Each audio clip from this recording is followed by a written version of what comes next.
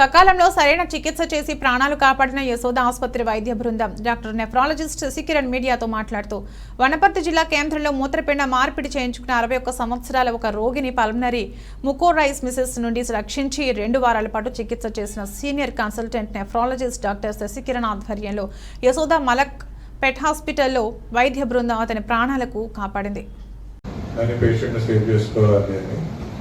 So ఇవన్నీ ఇచ్చిన తర్వాత ఏమైందంటే గ్రాడ్యువల్గా ఇంప్రూవ్మెంట్ కనిపించింది.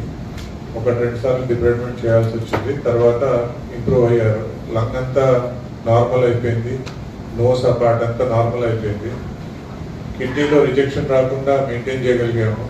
కిడ్నీ నార్మల్గా పనిచేయడము జరుగుతుంది.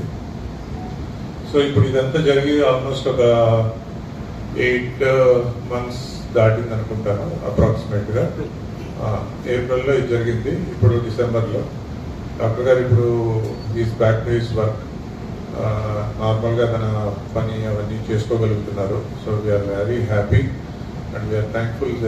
వాళ్ళు ధైర్యంగా మాతో కోఆపరేట్ చేసి ఈ ట్రీట్మెంట్ అంతా వాళ్ళు తీసుకోగలిగారు. ఇది బ్రీఫ్గా